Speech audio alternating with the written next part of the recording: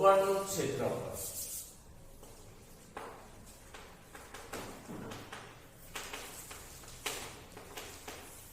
ધોરણ 8 વિષય ગણિત પ્રકરણ 11 માપન ભાગ 4. અગાઉ આપણે આ પ્રકરણના 3 વિડિયો જોયા. હવે આપણે નવો મુદ્દો જોવાનો છે બહુકોણનું ક્ષેત્રફળ. આની અંદર આપણે જોઈએ કે ભાઈ બહુકોણનું ક્ષેત્રફળ શોધવું હોય તો બહુકોણમાં પણ યોગ્ય ત્રિકોણ અથવા ચતુષ્કોણ, ત્રિકોણ અને ચતુષ્કોણ ભેગા થઈ અહીંયા પંચકોણ બન્યો જેને આપણે બહુકોણ કીધું. તો એક ત્રિકોણનું ક્ષેત્રફળ શોધીએ અને ચતુષ્કોણનું ક્ષેત્રફળ શોધીએ. બંનેનો સરવાળો કરી અને આપણે આ બહુકોણનું ક્ષેત્રફળ શોધી શકાય. અહીંયા આપણે જોઈશું તો સૌપ્રથમ આકૃતિમાં દર્શાવેલ બહુકોણ ABCD E નું ક્ષેત્રફળ શોધો એવું કીધેલું છે. AD નું માપ આપણને આપેલું છે. આખું AD નું માપ કેટલું છે? 8 સેમી. AH નું માપ આપ્યું છે 6 સેમી. AH આટલાથી આટલું અંતર 6 સેમી છે. AG નું માપ A થી G નું માપ 4 સેમી આપેલું છે. આખું માપ આપણને આપ્યું તો 8 સેમી. આટલાથી આટલા ટુકડાનું માપ આપ્યું તો આપણને 6 સેમી.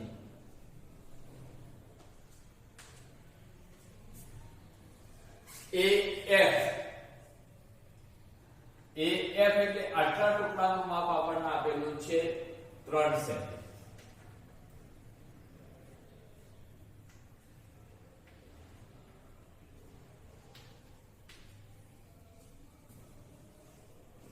લંબ BF આપણને આપેલ છે 2 સેમી. CH એનું માપ આપ્યું છે 3 સેમી અને EG નું માપ આપ્યું છે 2.5 સેમી. આવું આપણને માપ આપેલું છે. તો સૌપ્રથમ આપણે જોઈએ તો ત્રિકોણનું ક્ષેત્રફળ શોધીએ. અલગ અલગ ટુકડાઓનું ક્ષેત્રફળ શોધવું પડે. તો ત્રિકોણ AED નું ક્ષેત્રફળ બરાબર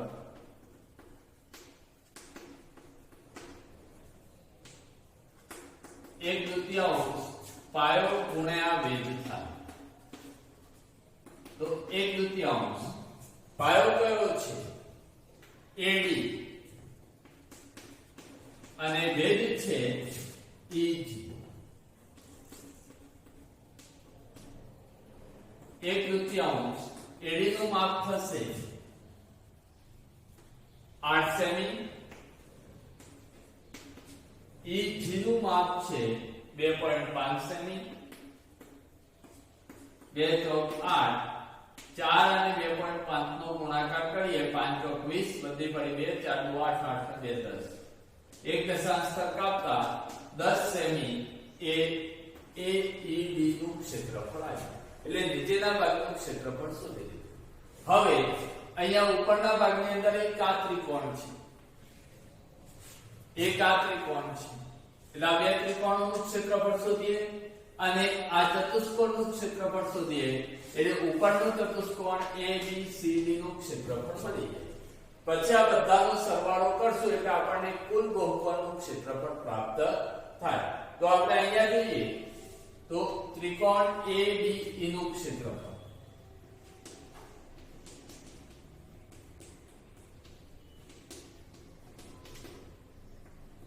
સૂત્ર છે 1/3 પાયો ગુણ્યા વેધ. તો પાયો કેટલો છે? તો પાયો AF થાય. AF નું માપ આપણને આપી દીધેલું છે. કેટલું છે? 3 સેમી. અને વેધ છે BF. તો 1/3 A નું માપ છે 3. 2 ઉડી જશે એટલે 3 સેમી ABE નું ક્ષેત્રફળ આવ્યું. 1 અને 2 વસ્તુ આપણે શોધી લીધી. ત્રીજો ત્રિકોણ છે CHD નું ક્ષેત્રફળ.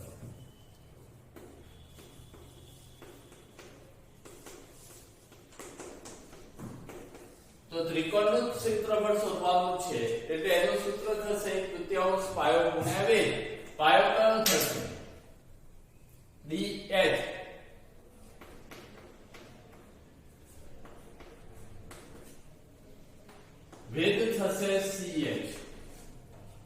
અહીંયા આપણે જોઈશું તો આપણા જોડે dh નું માપ કોઈ જગ્યાએ આપેલું નથી.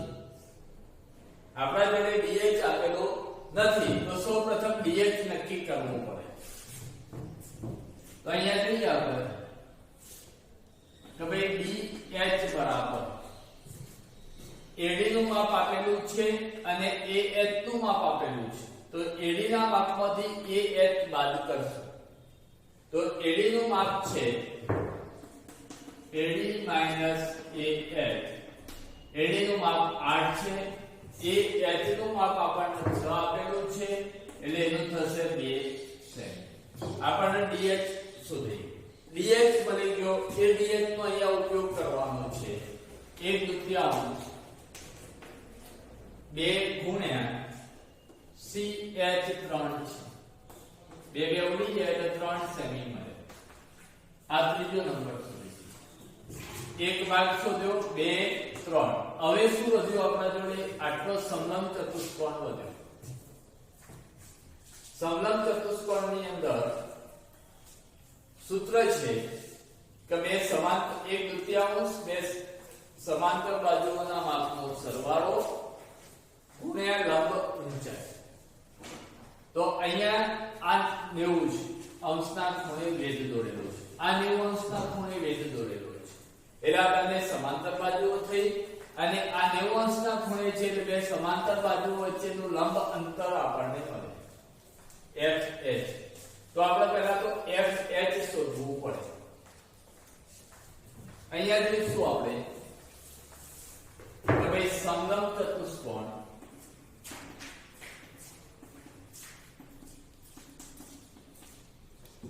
BFHC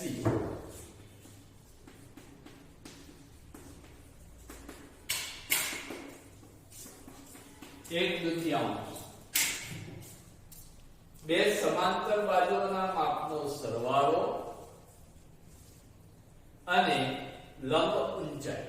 તો અહીંયા જોઈએ h કૌંસમાં a + b એવું સૂત્ર થાય.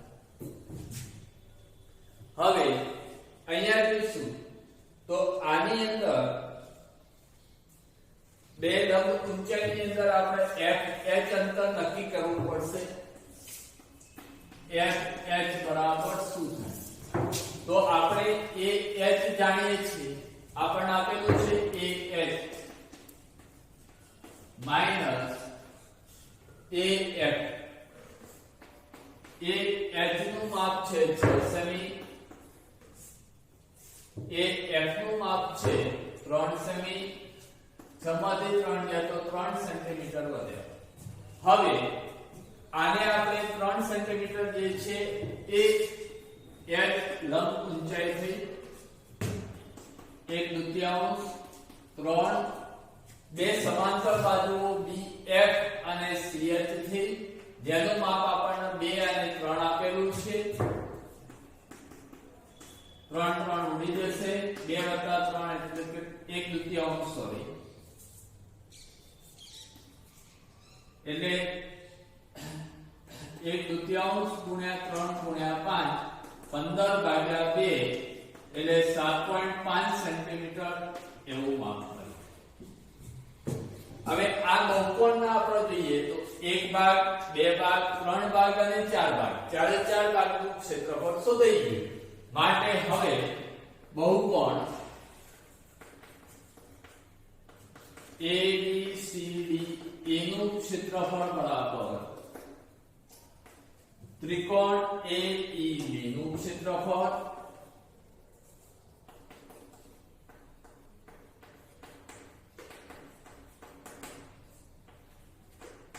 વત્તા ત્રિકોણ ABE નું ક્ષેત્રફળ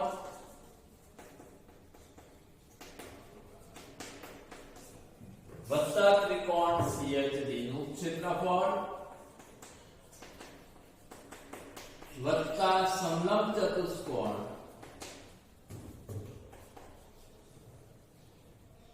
BC BFHC નું ક્ષેત્રફળ.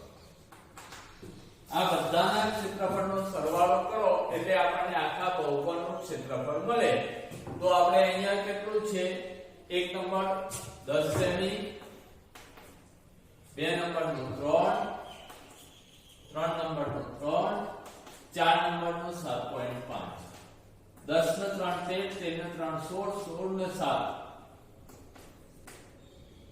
7 ને 3 10, 10 20 23.5 સેમી સ્ક્વેર એક ક્ષેત્રફળ આપણને પ્રાપ્ત થયું.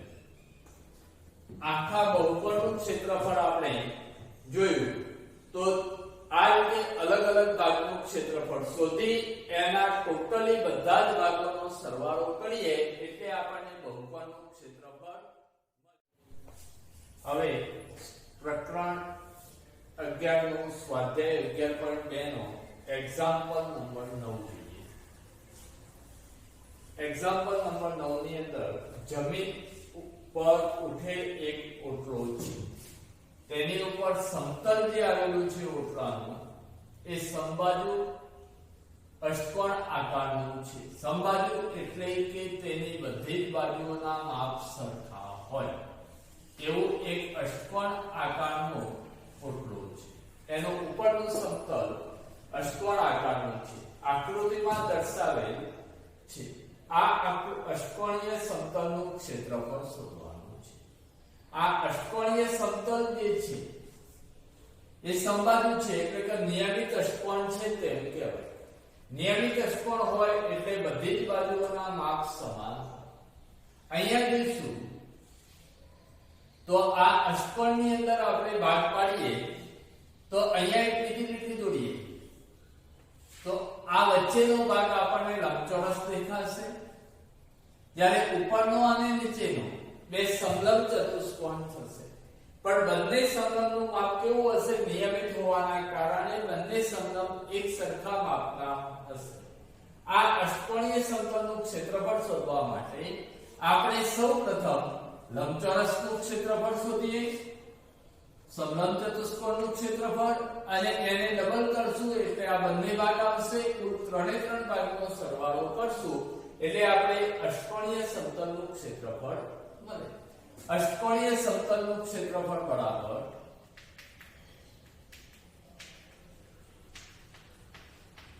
સમતલ, આને નામ આપી દઈએ તો સરળ હશે A B C D E F G અને H. આપણને પુસ્તકમાં આવો નામ નથી આપેલા, આપણી જાતે આપણે આપી શકીએ.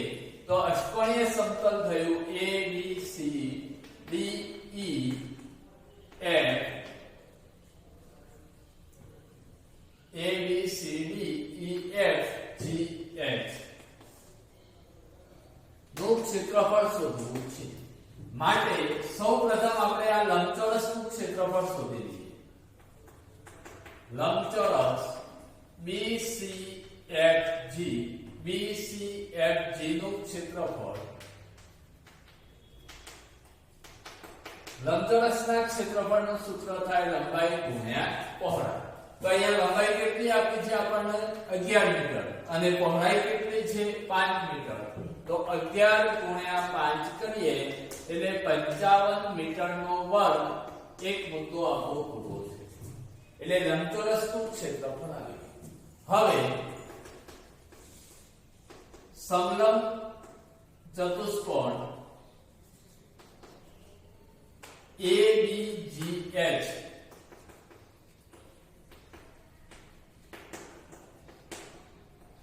નું ક્ષેત્રફળ, સમલંબ ચતુષ્કોણ ABGH નું ક્ષેત્રફળ બરાબર 1/2 h a b એવું સૂત્ર થાય. h એટલે લંબ ઊંચાઈ. લંબ ઊંચાઈ અહીંયા આપણને આપેલી છે 4 મીટર. બે સમાંતર બાજુઓનું માપ, તો આ સમાંતર બાજુઓ થઈ એક h અને બીજી, તો બીજીનું માપ છે 11 ah. આ ટોટલી જે ભાગ છે એ નિયમિત બહુકોણ છે એટલે દરેક બાજુનું માપ 5 મીટર જ હશે. એટલે ah નું માપ થયું 5 મીટર. 2 દુ 4, 2 11 + 5 એટલે 16, 16 દુ 32 મીટરનો વર્ગ એ ઉપરના સમલંબ ચતુષ્કોણનું ક્ષેત્રફળ થાય. માટે બીજો સમલંબ ચતુષ્કોણ CDEF નું ક્ષેત્રફળ બંને સમલંબ ચતુષ્કોણ નિયમિત આકારનો સમબાજુ અષ્ટકોણ છે એટલે ઉપરનો સમલંબ અને નીચેનો સમલંબ સરખો જ થાય એટલે એનું ક્ષેત્રફળ ફરીથી શોધવાની જરૂર નથી. સીધે સીધું તમે મૂકી શકો 32 મીટરનો વર્ગ. હવે આ 3 ભાગ 1 2 અને 3 ભાગ શોધી ગયા. આ 1 અને 2 આપ્યો અને આને 3 નંબર. તો આ 3 ભાગનું ક્ષેત્રફળ આપણે શોધ્યું. ત્રણેયનો સરવાળો કરશું એટલે આખા અષ્ટકોણનું આપણને ક્ષેત્રફળ મળે. માટે અષ્ટકોણીય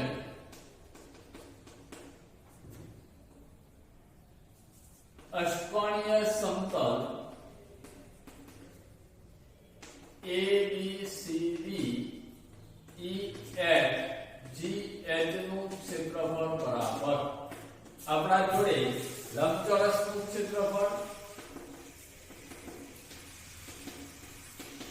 વત્તા સમલંબ ચતુષ્કોણનું ક્ષેત્રફળ વત્તા સમલંબ ચતુષ્કોણનું ક્ષેત્રફળ.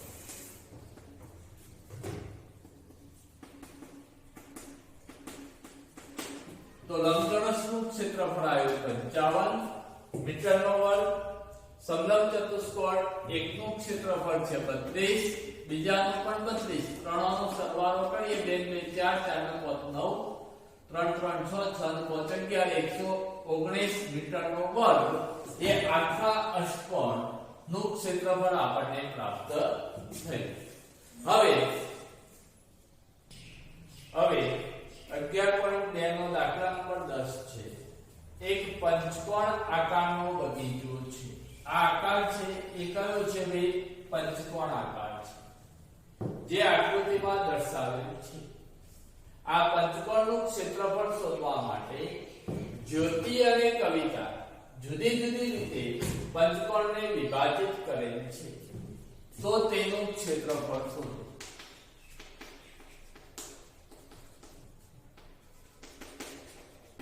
એવું આપણને કીધેલું છે. આની અંદર જોઈશું કે જ્યોતિ અને કવિતા એમ બે અલગ અલગ વ્યક્તિ છે. આ બગીચાનું ક્ષેત્રફળ શોધવા માટે બે અલગ અલગ રીતે વિચારે છે. અહીંયા આપણને માપ આપી દીધેલા છે. આ પંચકોણ આકારના બગીચાની અંદર જ્યોતિ આ બગીચાને આમ સીધો ભાગ પાડે છે. એટલે સીધી રીતે આ બગીચાને છેદે છે ત્યારે એના એક આકાર બન્યો અને એક આકાર બન્યો. આ બંનેના આકાર કેવા થશે? તો અહીંયા કહીએ તો આટલો ભાગ દબાઈ દો તો તમને શું દેખાશે? આટલો ચતુષ્કોણ એ સમલંબ આકારનો ચતુષ્કોણ થયો. એવો ને એવો બીજો સમલંબ ચતુષ્કોણ છે અને બંનેના ભાગ કેવા હશે? સરખા. એટલે બે સમલંબ ચતુષ્કોણનું ક્ષેત્રફળ શોધીએ એટલે આપણને આખા બગીચાનું ક્ષેત્રફળ મળે. અહીંયા આપણે જોઈએ કે ભાઈ બગીચાનું ક્ષેત્રફળ બરાબર 2 ગુણ્યા સમલંબ ચતુષ્કોણનું ક્ષેત્રફળ.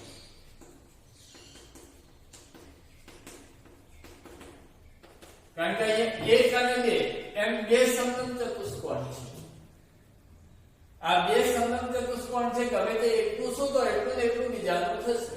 કારણ કે અહીંયા સીધે સીધો વચ્ચેથી ભાગ પાડેલો છે.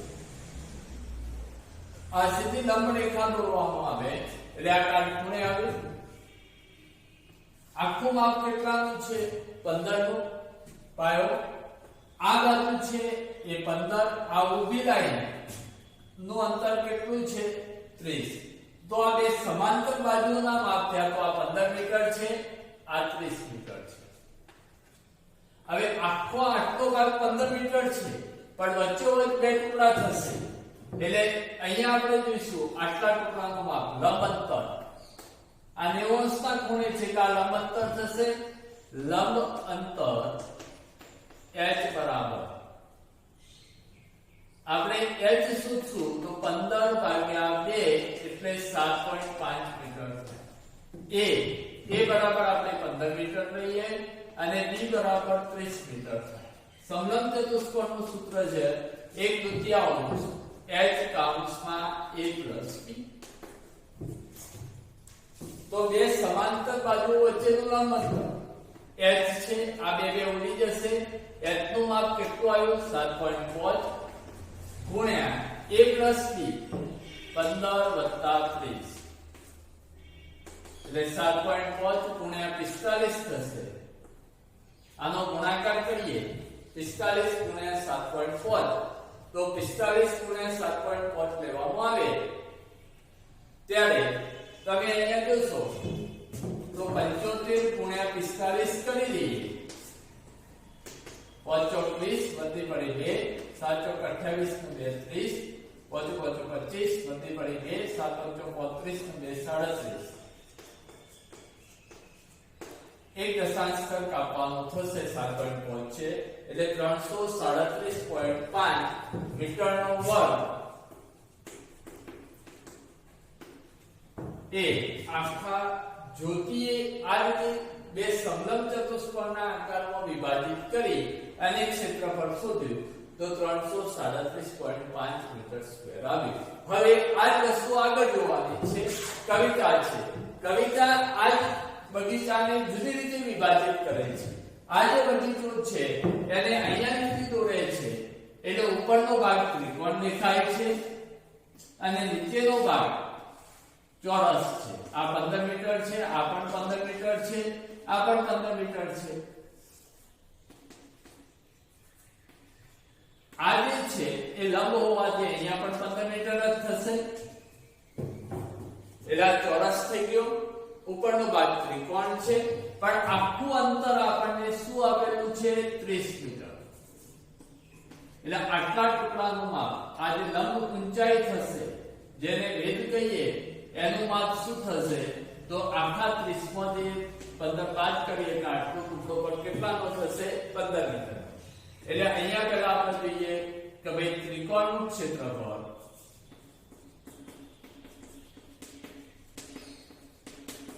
1/2 પાયો ગુણ્યા વેધ. તો વેધ કેટલો આવ્યો આપણા જોડે? 30 - 15 બાદ કર્યા એટલે 15 મીટર મળ્યું. આટલો ટુકડો જેને વેધ કીધો આપણે એ 15 મીટર. આખી લંબાઈ કુલ ઊંચાઈ 30 મીટર છે આખા બગીચાની. એમાંથી આટલો ટુકડો 15 મીટર બાદ કરે એટલે આટલો ભાગ જે વધ્યો એ કેટલા મીટરનો હોવો જોઈએ? 15, જેની વેધ 15 મીટર થાય. પાયો કેટલો થશે? તો પાયો ઓલરેડી આપણને 15 મીટર આપેલો છે. 1/2 15 ગુણ્યા 15 15 225 ભાગ્યા 2 કરીએ એટલે 112.5 મીટરનો વર્ગ એ ત્રિકોણનું ક્ષેત્રફળ આવ્યું. બીજો ભાગ છે ચોરસ. તો ચોરસનું ક્ષેત્રફળ બરાબર લંબાઈ ગુણ્યા લંબાઈ. તો 15 ગુણ્યા 15 એટલે 225 મીટરનો વર્ગ થયું. બગીચાનું ક્ષેત્રફળ બરાબર ચોરસનું ત્રિકોણનું ક્ષેત્રફળ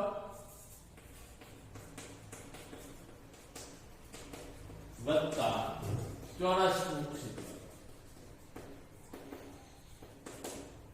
ત્રિકોણનું ક્ષેત્રફળ છે આપણા જોડે 112.5, ચોરસનું 225, બંનેનો સરવાળો કરીએ 0.5, 5 2 7 2 3 337.5 મીટરનો વર્ગ એ બગીચાનું ક્ષેત્રફળ. એટલે જ્યોતિ અને કવિતા બંનેને અલગ અલગ રીતે ગણ્યું છતાં બંનેનું ક્ષેત્રફળ બગીચાનું કેવું આવ્યું? સરખું. એટલે એવું નથી કે ભાઈ એક જ રીતે કોઈ બહુપદનું ક્ષેત્રફળ શોધી શકાય. તમે તમારી બુદ્ધિ અનુસાર કેવા કેવા આકારનું ક્ષેત્રફળ શોધો અને સરળ પડે છે એ રીતે આપણે ક્ષેત્રફળ બહુપદનું શોધી